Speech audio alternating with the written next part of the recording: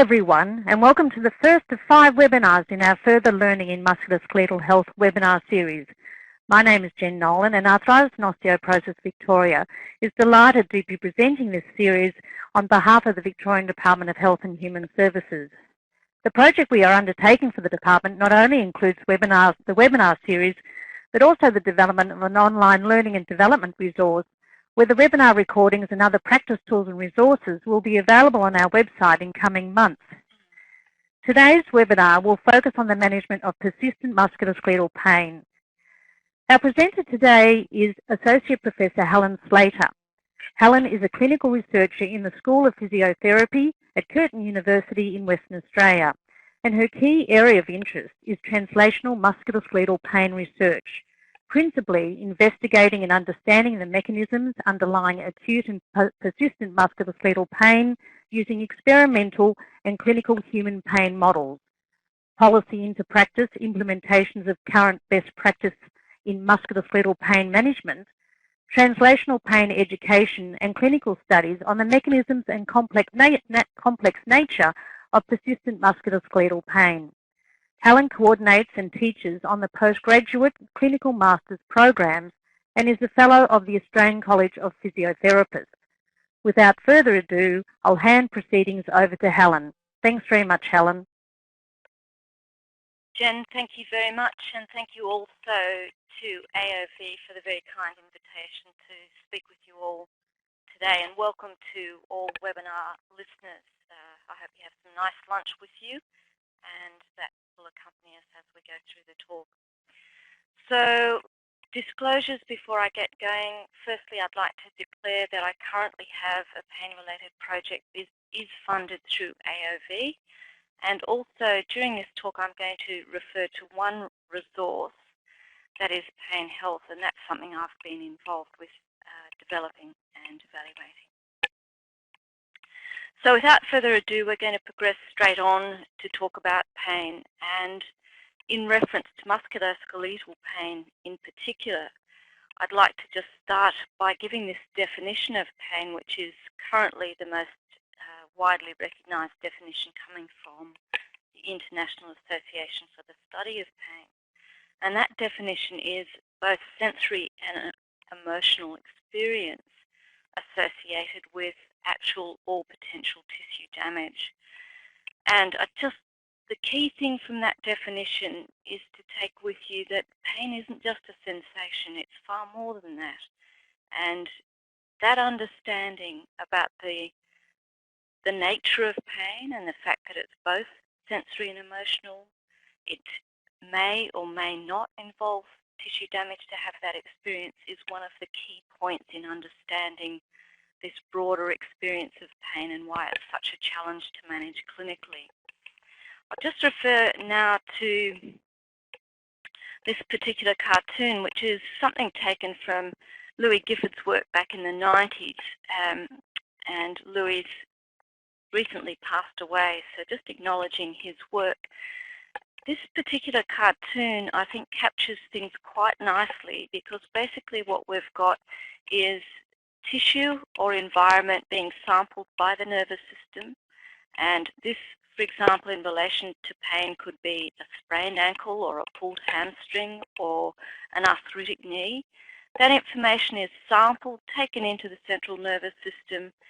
Now, that information comes up top to the brain centres, but whether or not that's expressed as pain is ultimately a decision the brain makes.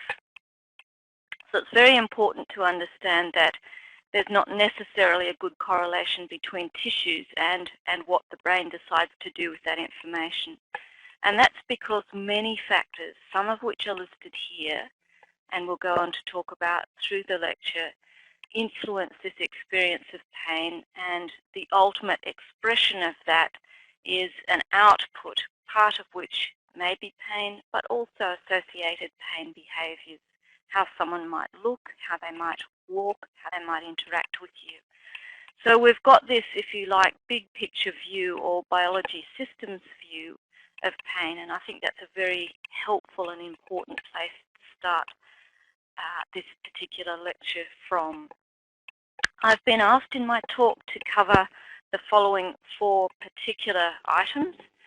So giving context to the nature of musculoskeletal pain and just how relevant that is to clinical practice. So if we take a look at this particular document that AOV have produced back in 2013, this was about musculoskeletal conditions, and the cartoon gives a very quick summary that I think is quite useful in understanding that musculoskeletal conditions in Australia affect about 1 in 4 of the population.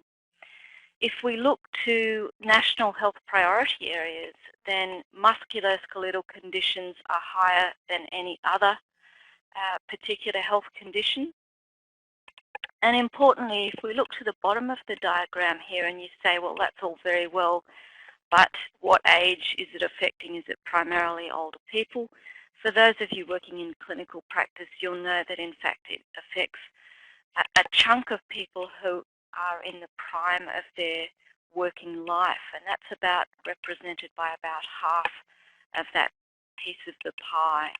Importantly, and I want you to take cognizance of this, there is a chunk who's affected as well. That includes children and adolescents, and that's probably almost a silent chunk that's not well managed. If we now look at prevalence data and say, okay, well, here we are around 2015, what's happening between now and 2032, and look at those prevalence data for various musculoskeletal conditions. Apologies, Helen. Yes? Can you just please move the mic slightly closer to your mouth just to see if we can... Okay, can you hear that now? Yep. Is that okay? Yep, that's coming. Yep, that's okay, fine. All right, so if we look at the prevalence data, you can see these trajectories trending steadily upwards for the main conditions that we see in the musculoskeletal world. So that's rheumatoid arthritis, osteoporosis, OA, and low back problems in particular. So this relates partly to a growing population and an increase in the age of people prior to death. So the crude rates are about the same, but we've got this steadily increasing burden with back pain the standout. And for all of these conditions, the major determinant of disability is pain. Now, this particular paper was released from Lancet last week, and it tells a similar story. What we're looking at here is the global burden of disease and disability-adjusted life years. And if we look to the left-hand side of that picture, what we can see is, in fact, the yellow areas are represented by back and neck pain. And it's telling a similar story where it's saying in many of the developed countries, the main disability-adjusted life year cause relates to neck and back pain. So now if we think about the health economic burden or the cost, we need to think about musculoskeletal conditions and then persistent pain as part of that story. And what we know is about 1 in 5 Australians suffer persistent pain. I'll go on to show you that it's complex, this story about persistent pain, and we need to view it through a lens that incorporates not just an understanding of tissue, but more importantly, constructs that include psychological and social factors that are determinants of persistent pain. Just looking to the bottom of the slide now, we also know that musculoskeletal pain is the second most common reason for visiting a GP. Taking that all into account and looking back at the health economic burden, we know the cost in Australia is enormous, and it's represented as about the cost of an NBN. So 55 billion, a sizable chunk of which is associated with health costs, another chunk associated with loss of productivity, and then probably around about 2/3 associated with burden of disease, and that's around disability-adjusted life years.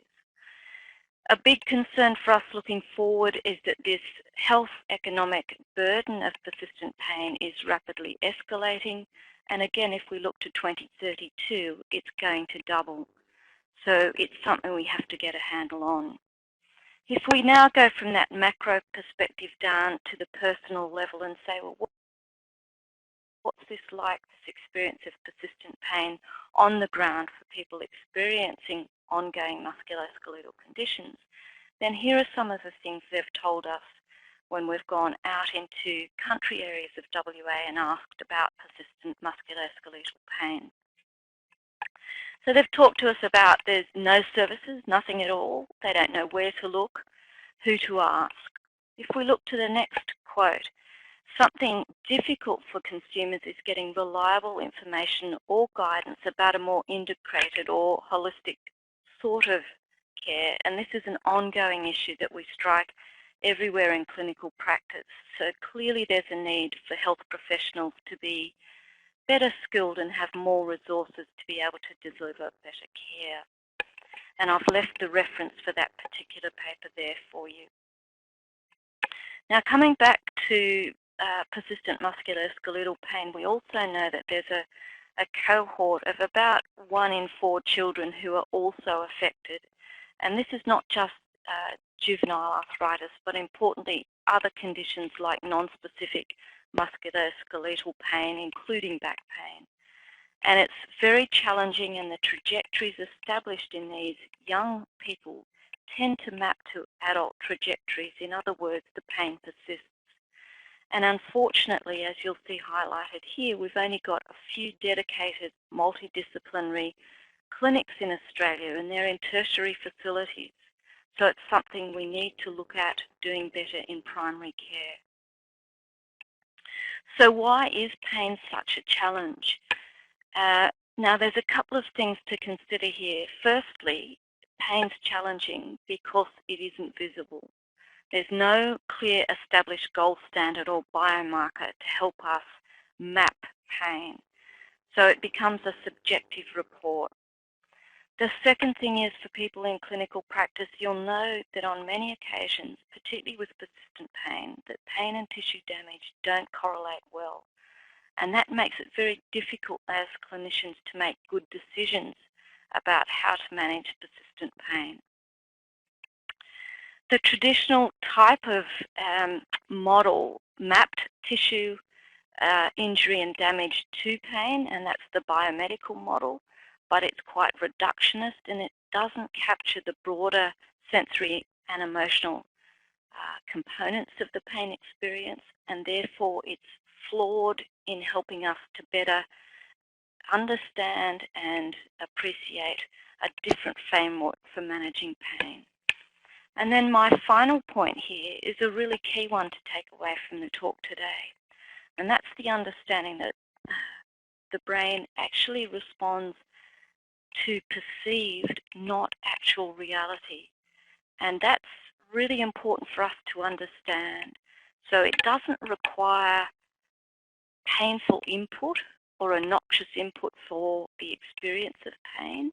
It may, but it's not a necessary requirement. And particularly for persistent pain, that helps us start to understand why someone might tell us they're still in pain, but for all intents and purposes, that tissue looks either recovered or the extent of tissue damage seems insufficient to explain the ongoing pain. So you might ask me, well, what happens when pain persists and why? What's the current literature telling us that can help us understand this better? So in this particular slide, what I've tried to capture is using some work from a lab in the States and work from David Borsuk's group. We've pictured here a brain on the left that represents a normal state, and the pink and the blue represents a balanced or homeostatic state where we have inhibition and facilitation of nociceptive or pain-related areas in balance, pain facilitation and inhibition finely balanced. Now, when there's either a condition like OA or RA, there's input into the system, and particularly where that condition persists, and it may not just be those conditions, it may be low back pain that doesn't have a clear diagnosis, we get a shift in balance of those systems. And that shift tends to translate as a loss of the sort of normal inhibition you'd have in the central nervous system. And that favours facilitation of pathways that code for nociception. In other words, the balance is shifted more towards facilitation or favours sensitization. And this involves not just pathways involved in nociception or processing of noxious stimuli, but it engages other parts of the brain around cognitions and emotions and mood, etc. So that what we end up with in persistent pain states, depending on the type of condition and depending on the severity of the condition, i.e. the clinical spectrum, we can have many systems involved in that persistent pain.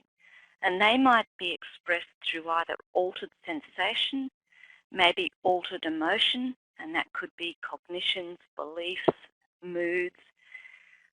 It may be altered pain modulation, which I've just expressed as represented by more facilitation, less inhibition. And so this isn't one size fits all, but depending on where your patient is on the clinical spectrum and the nature of their particular condition, some of these features may be evident. Further, if we look to the literature and say, well, what do we know about persistent musculoskeletal pains in terms of current findings or emerging evidence? And if we look to this particular slide, what we have on the left are changes in grey matter in the brain. And here we have chronic back pain, and we have a loss of grey matter through the dorsolateral prefrontal cortices and also in the thalamus. If we look to fibromyalgia, we have differential areas of grey matter loss. So similarities in the terms of loss of grey matter, but different areas are affected, including the cingulate area. Let me just put my glasses on so I can see that. The medial prefrontal cortex, various parts of the hippocampus, and the insular cortex. So these grey matter changes seem to occur again in persistent fibromyalgia, but they're different areas. If we look at chemical changes in the brain, we can also see different types of neurotransmitters are either elevated, like glutamate, that are excitatory, or glycine, which is an inhibitory neurotransmitter. And again, this is telling us that the chemicals in the brain are changed in persistent pain.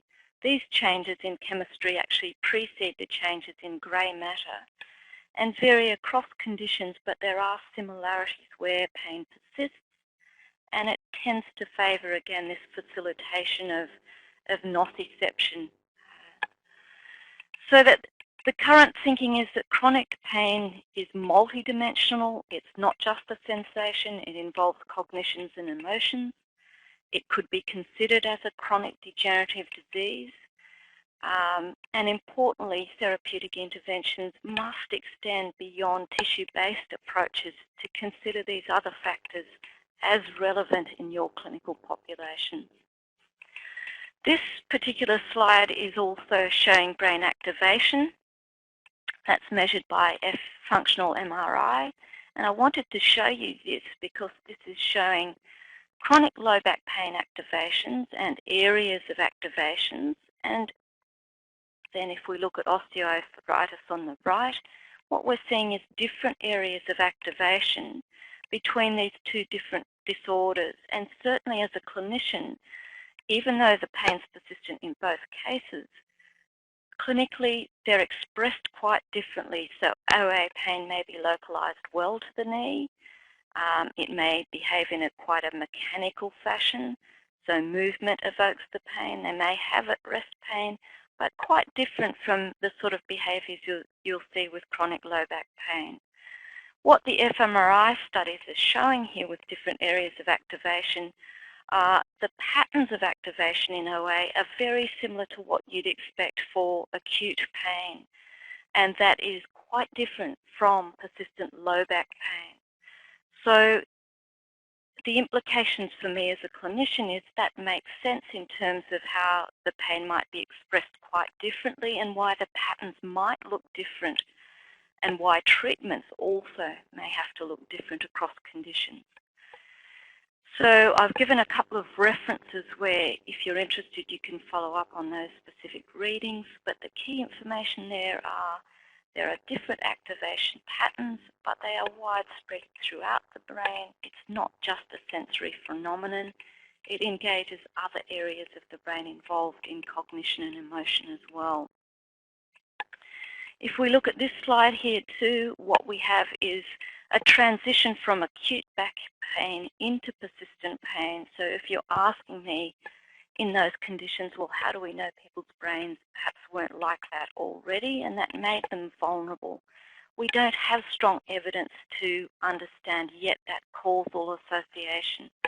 But this study here is one of the first pieces of information that we do have, or first studies on a small sample. What we're looking at here is we've got acute or subacute low back pain, and we have a group who have persistent pain over 12 months. Here we have pain intensity on the y-axis. Here we have time over 12 months.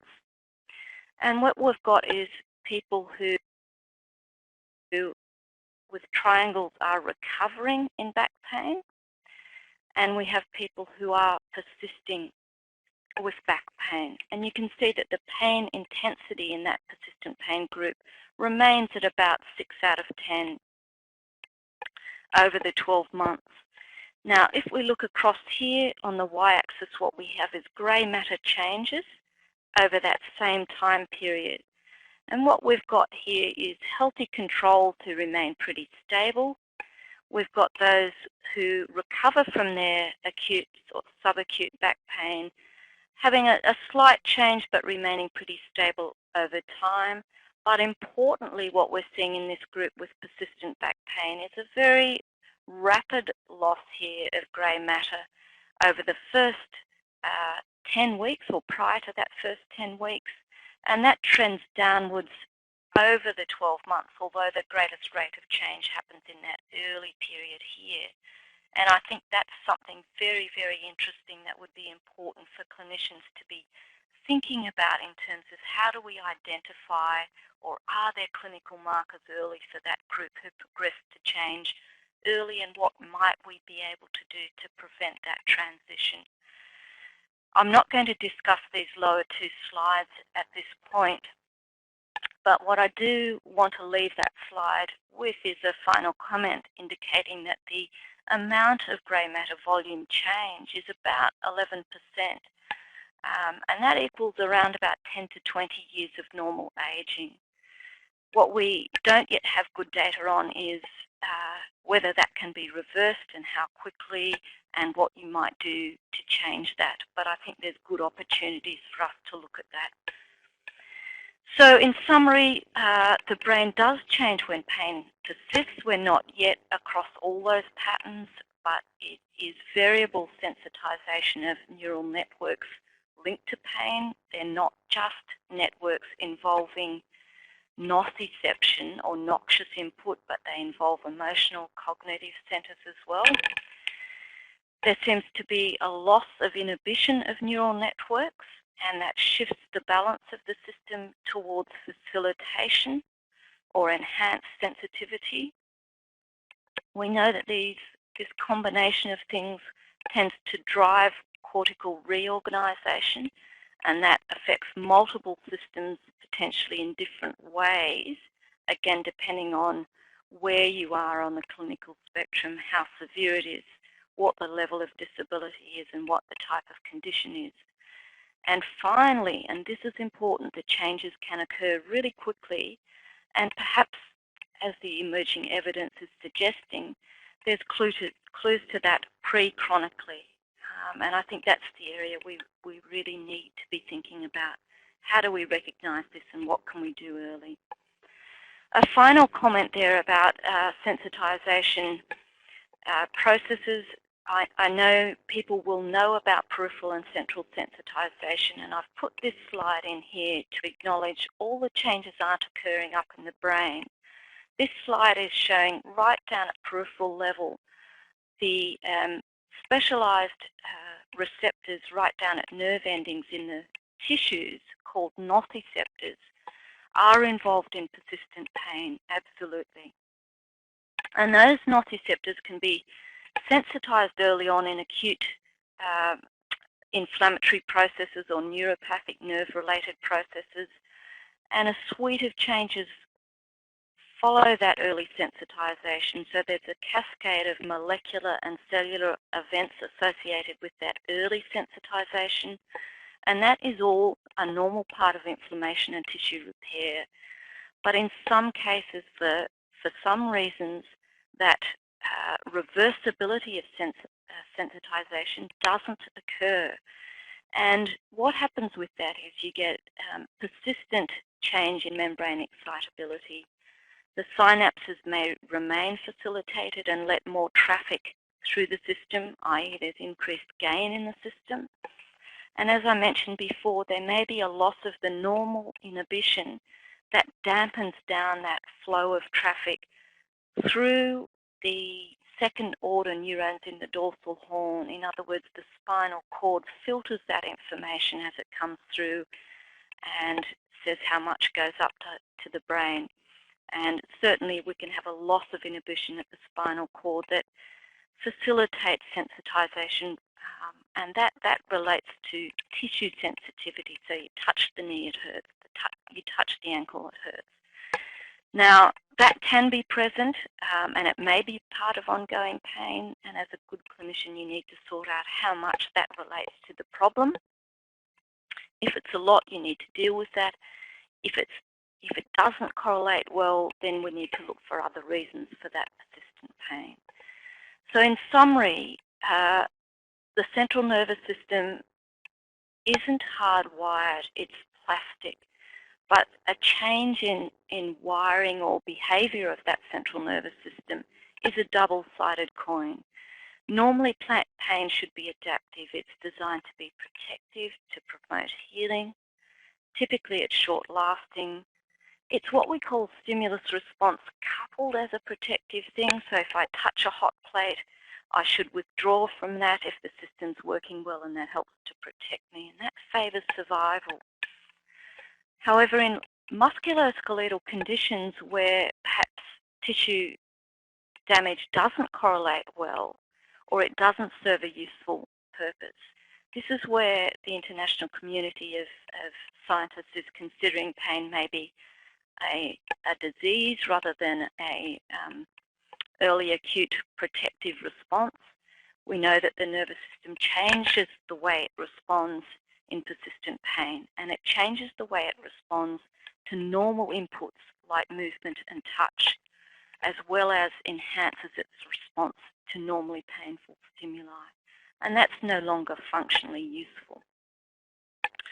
So clinical assessment, moving along now, this is in understanding how to treat persistent musculoskeletal pain. You need that upfront understanding of changes in how we view pain to inform your clinical practice. And I'll walk you through this fairly quickly. Case mix does matter because there's no one size that fits all. So depending on the type of problem that you see, if you're working with persistent spinal pain, then that's quite different from working with a cohort that has post-op OA pain after a total knee or total hip replacement. So think about your cases, and trying to characterize those to think what will work best is really important. A lot of people might have fairly adaptive pain and low disability and respond to sensible, evidence-informed practice that focuses on getting them moving, regular exercise, good dietary habits, stretching, movement, perhaps some targeted care and pharma management. But we need to recognise early factors that might increase the risk for the progression from acute to chronic, and that's really important. Look for things that are comorbid in early acute pain conditions as well as persistent pain. And the things I'm referring to here are depression, anxiety, difficulty with sleep, obesity, which is a risk factor for OA and low back pain, and there's many other pain conditions that are comorbid with persistent musculoskeletal pain, including things like fibromyalgia, irritable bowel, perhaps persistent menstrual-related pain, endometriosis, and so on. So these are things as a clinician that I would screen for in acute musculoskeletal conditions and monitor those in terms of them predicting perhaps poorer outcome. Now I've just come up with this CPR of pain as a quick and easy way to remember perhaps things that you can look for in both acute and persistent musculoskeletal pain conditions, and help you in the clinic make sense of what to look for. So it's the doctor's ABCD algorithm. Very quickly, if we think about pain here, what we're looking for with the D is danger. So here it's red and yellow flags, and that means, are there any things that are serious pathologies in that acute pain presentation? Are there any things that suggest risk for chronicity around psychological factors? And that's your yellow flags. You think about the response of the patient. Is it proportionate? If they're telling you they've had a minor trauma and the pain intensity is very profound, that may suggest a risk for chronicity alongside other factors, so look for that. Safety. This is where examination becomes important. We need to look and screen for red flag factors. If they're not there, we need to reassure the person to get moving early, and other sensible self-management advice, which we'll look at shortly. If there are red flags, then on referring for appropriate investigation becomes key. Activity. If they're acute pain and there's no red flags, getting moving early is so important, and explaining why to the patient is key. B for biopsychosocial screening. This is, again, going further into yellow flags in particular and social factors. So understanding what are the risk factors here. Are they distressed? Are they anxious? Are they depressed? Do they have good social support systems? Do they have high job satisfaction? That would be important to screen. Co-care, think about what they can do and think about what you can do, and establish that day one where possible. And that finally leads to the last point, which is developing a shared plan. Now, what I've put in the next few slides I'm not going to talk through, but this is something that we've produced and you will have access to very shortly, and it's a translational framework that's designed to help you enable your clinical practice by giving you an app and a theoretical framework to understand how to examine acute and persistent pain in that broader psychosocial framework. So as soon as that's available, I'll let you know. But what it's enabling you to do is systematically work through and understand all the key dimensions of acute and persistent musculoskeletal pain from a patient perspective, from a diagnostic perspective, from the stage of the disorder, the type of pain, through to cognitive, affective, social factors, lifestyle factors, and importantly, general health and comorbidities. And regardless of the health condition, they are things that would map to all musculoskeletal conditions. So that just helps you decide, look, are these factors there? What's the weighting? Are they low, weighting, medium, or high? And how important is that for me either to address in my clinical practice, or if it's beyond my scope of practice, to on-refer to someone. So I think that'll be a helpful tool. The sort of cognitive and emotional factors, regardless of the type of setting that you're working into, these are sensible everyday things to ask patients. And they're around their worries, their degree of helplessness or rumination about pain. It's also about their fear or hypervigilance. Are they avoiding activity, or are they persisting with it despite the pain? And what's their sense of confidence or their sense of control over their pain? These are all normal emotional responses, particularly where you have pain, and you would expect those to be present. But the trouble is, where you have persistent pain, these can get in the way of a good outcome. So asking about them, regardless of whether you're in acute pain setting as a nurse or as a psychologist or as a physio, asking about these can help you understand what help the person might need and how you might get that help. Screening tools, if you're feeling that's beyond the scope of your practice, are also useful. They're not diagnostic, but they can help. And the sort of screening tools that are advocated for persistent musculoskeletal pain actually get across a number of dimensions, and that's an important point. We can't just screen one thing. So we look across pain intensity, we look for measures across disability, across patient satisfaction. Condition-specific screeners could be important. So for rheumatoid, DAS28 or CDAI, or OA could be WOMAC. If we're thinking about moods and pain, something called the DAS or the HADS could be useful, and there's others. So screening tools help us use validated measures to understand the relative contribution of these dimensions to the problem. And you can't treat the problem well or the person with the problem unless we understand those contributions. There's a simple example of the short form Orebro, and that takes just a few minutes to score up and has pretty good sensitivity and specificity for musculoskeletal disorders, including disability. So clinical practice points in terms of assessment, think about the CPR of assessment relative to pain. What do we need to ask? Here's a summary of the sort of things and information we'll get from that. We need to understand what the person with acute or persistent pain is doing, and we need to encourage them to use active rather than passive coping, and I'll show you that in a minute.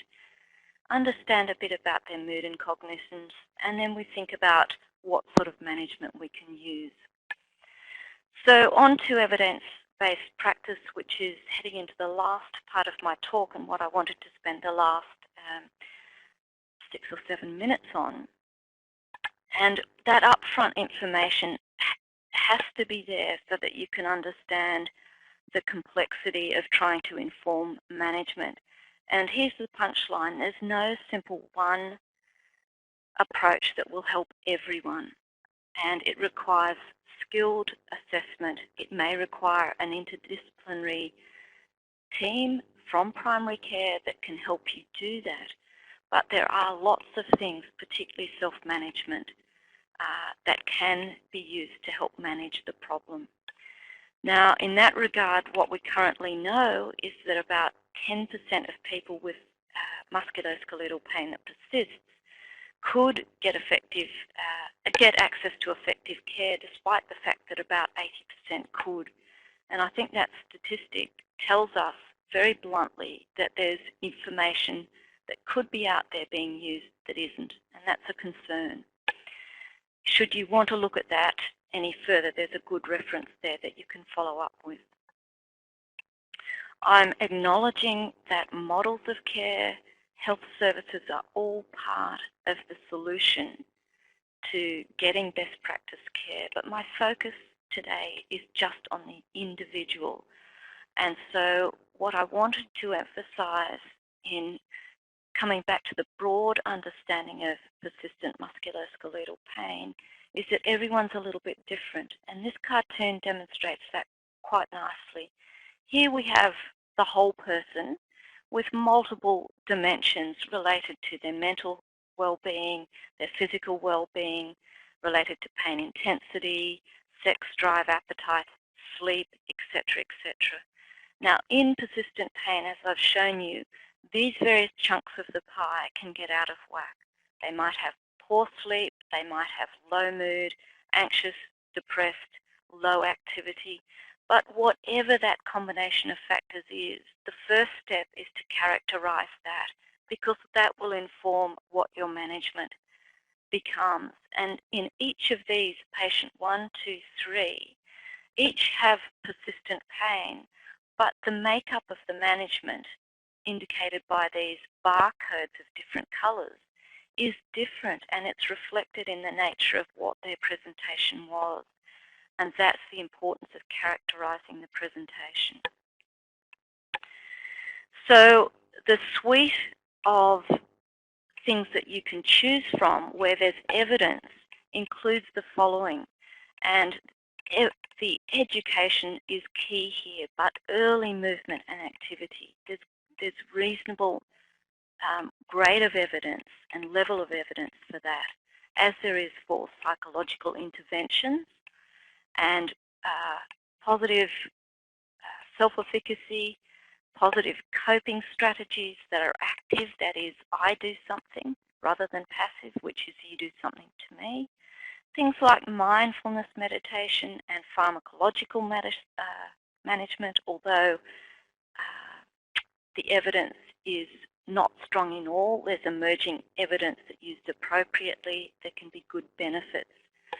Now, we can talk in question time about the evidence, but looking at that suite of options, it's important that you reflect back on the characterization of the nature of the condition and think about the assessment of the person and think which of these components might be appropriate. There are other things that are at the cutting edge, and there's not strong evidence for these, but I've listed them there, and we can talk about those in question times if you wish. The final thing before I look quickly at some helpful tools for you in terms of management is understanding we're only ever able to really say if this improves by mapping outcomes.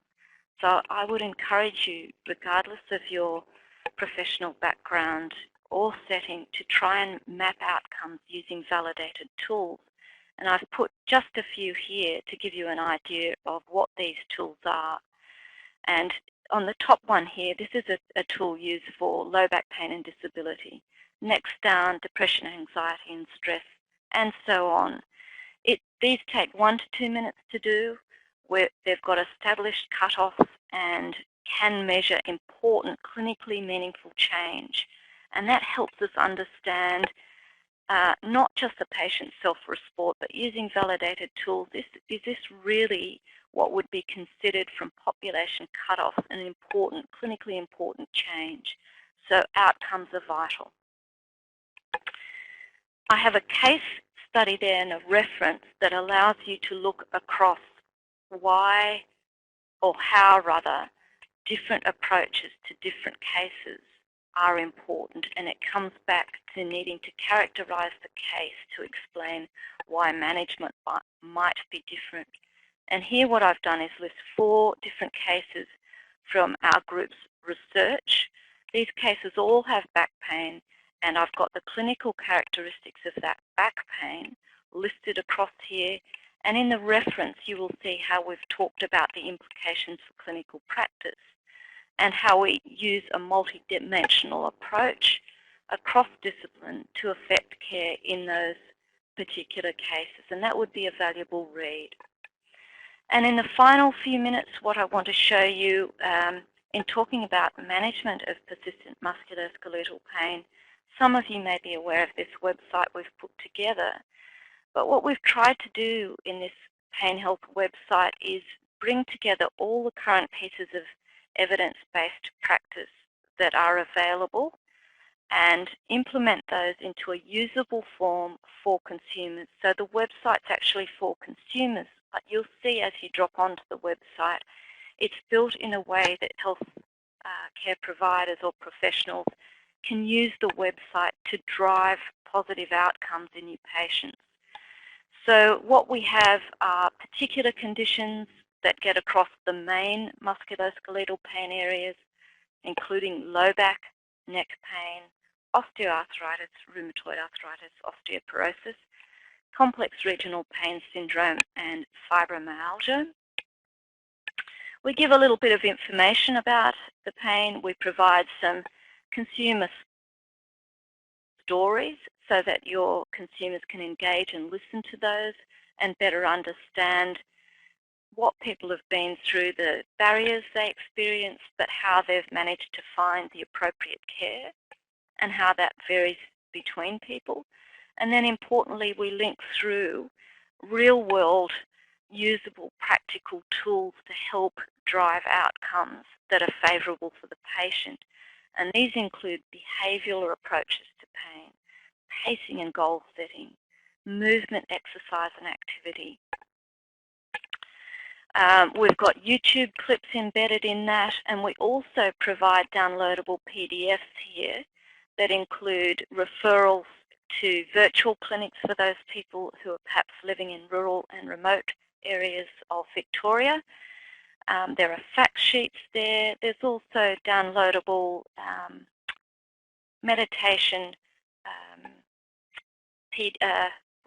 MP3 files, so that's something that people can use practically at any point throughout the day for their management. And of course, there's self-checks that we've listed on there that can help to screen risk factors or red and yellow flags, and they can print these out and bring them to you as a healthcare professional to help guide on referral. So in summary, I've listed again the sort of cognitive strategies that are covered off on the website, and these are things you can look through at leisure and understand how we've built that site to reflect current best practice and how you might be able to use that. Key messages that we give in the website about persistent pain that are considered best practice, like hurt doesn't mean harm. The body scans, as I've said. We talk about movement, activity and exercise, which is an absolute cornerstone of managing persistent pain. And perhaps that might be one of the questions we can discuss in question time. One thing here, just make sure you try and find something the person likes, because in persistent pain, to get behaviour change, they have to want to do the exercise. And it doesn't need to necessarily be at 60 or 70% of VO2 max. It can be something that doesn't make them hot and sweaty, but is known to generate changes in the immune system that are favourable for dampening down the experience of persistent pain. We have some sheets there on behaviour change that might be useful for you, and pacing for movement, exercise and activity and how you might do that. We also go through YouTube clip and talk about pacing, that is doing little bits often rather than overdoing or underdoing exercise and activity, and that would be valuable. We take you through little YouTube clips to strengthen that message. And then finally, we have a list of medications that indicate what type of medication I'd use for what type of problem I have, what are the numbers needed to treat, and what are the harmful side effects. And that's important, valuable information to get, because it tells you that drugs or pain medications don't work for all people, for all conditions, all the time. So they might provide a therapeutic window, but they won't cure the problem. So that brings me to the end of the talk. What I'd like to leave you with in terms of managing pain is two things. If you can recognise in acute musculoskeletal pain the factors that might suggest this person might transit to persistent pain, and encourage positive behaviours like getting moving early, reassuring them, staying active, staying at work, that would be one key message. And the second thing is, for persistent musculoskeletal pain, understanding it's complex. Where are they on the clinical spectrum? If it's simple, it might be very treatable. If it's complex, it might need a bigger team and a number of different types of interventions combined to get a successful outcome. And they probably need to reach across things like mood, cognitions, beliefs, exercise, activity, pharma management. And so I can't deliver a one-size-fits-all. I can just encourage you to think broadly about pain and try and match a suite of interventions to the characterization of your patient in front of you. Thank you so much. Helen, thanks so much for a very comprehensive and clear presentation on so many aspects. I have to say at different times I had various questions, but then you answered them. So, you know, that you just covered so much. It was really fantastic. We have got a couple of questions that have come through, and I encourage anyone who has a question to ask it now, because we're heading towards the end of the hour shortly. We have a question that came in with regards to other places to look for information and resources. I mean, Sure. To a certain extent, Pain Health, the Pain Health website is so fantastic, so comprehensive. Apart from people, hopefully they'll have a chance to have a good look at that, Helen, is there anywhere else that a health professional might go to seek further information and resources to assist them in their work? Thanks, Jen. It's a great question, and this is key. I think look for resources that are evidence-based and are simple, usable and practical. And to that end, what I put together and have provided to AOV, and in fact should be available to all people who are listening to the webinar, is a couple of pages of summary of key websites. And I've listed the websites. I've told you, given you the link and said why you might find those helpful. So that's very comprehensive and gets across pretty much all the types of websites that I think in clinical practice might be helpful both for your patients and for you. And in addition to that, I've provided a one-page summary of key references that discuss further parts of the presentation today. Yes, we will include that on our Learning and Development online resource when we have it developed in coming months, but certainly we'll be providing that to all webinar participants today, so we'll send that out with the recording. Another question, Helen, someone just asked, what is the body scan? You mentioned it when you were going through the Pain Health website. Okay, thank you for that question. Basically, it's a technique that's used clinically to visualize your body, and basically you have a part of your brain that has a virtual representation of your body, and in persistent pain there's reasonable evidence across pain conditions that that body map or schema can be disrupted. And this body scan is a mechanism by which clinically you can ask the person to think about, for example, their toes and feet and gradually move up the leg. And you would start in an area where they don't have pain and progress through the body scanning all the areas. And what you'll often find is if they've got a sore knee, either they can't quite see the knee or they visualize the knee as bigger or smaller. And it's thought that this is a sort of surrogate for maybe some disruption of the virtual body map. But that body scan can actually be used as part of a tool to help restore a normal virtual body schema. And you'll see how that's used by looking on the website. Helen, someone's asking about one of the articles you mentioned by Lorimer Moseley that was published in the Physical Therapy in April 2015, but yes, maybe it might be hard for you to recall particularly which one that was? No, it's just, it was published back in April, and I think it's available. I got it only last week, so I think it's still in PDF form. It's not in its final form, but you should be able to retrieve that by simply searching the reference that I've provided online. If there's any issues, I can give that reference as well. But it's a very thoughtful and considered look at current evidence in the pain area. And I think this is so important to understand. It's very difficult to interpret some of the evidence because interventions have been simple in a complex problem. They've used very heterogeneous case mixes, which makes it difficult. And so it does a very nice analysis of that. And so I'd strongly recommend it as a paper to inform you further in that area. Helen, someone else has asked, which group does Lyrica come into?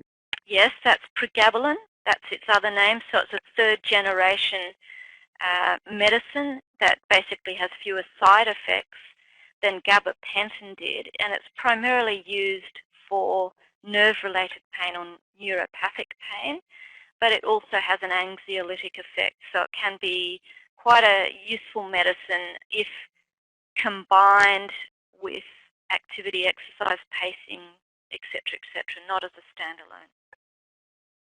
We've probably got time for about one more question. Helen, someone's asked, does everything you discussed apply to children with JIA, or would there be quite a sort of a different scenario in managing pain with children with juvenile arthritis? Yeah, it's a really important question. I think what I haven't done in today's talk is go through condition by condition, because the talk was pain in musculoskeletal conditions and it just would have been beyond the scope. So my suggestion is many of the things we've discussed today will still be relevant in all pain conditions. However, what you've got to think about is if there's a specific diagnosis, there may well be a defined clinical pathway, and you would want to use that plus any of the tools that we've suggested here as appropriate for children and adolescents. But it's a very under-researched area, and I think an important one for us to continue to do more work in. I hope that answers it. And just to make sure that people are aware that in the chat box now is that document that Helen's very kindly provided that lists various resources and an explanation about how they would be useful to you in your work. There's no other questions coming through, Helen, so again I would like to sincerely thank you for a wonderful presentation. Certainly already we've got lots of comments in the chat box there just sort of saying how fantastic people found the presentation. So thanks very much for all the effort you've gone into providing that for us today. Before we go, could I remind people to please complete the exit survey, and I hope all participants will join us for our next webinar in this series, which will be on osteoarthritis, and will be presented at the same time on Monday the 12th of October. So hopefully you'll join us all then. We will be sending out the recording and also that resources document from Helen in the next couple of days as well. So once again, Helen, thank you. Have a nice rest of the day over there in Perth. And thanks everyone for also joining the webinar today. And so have a good afternoon. The opportunity. Okay. Thank you all very much. Thanks, Helen. Thanks, everyone. Bye.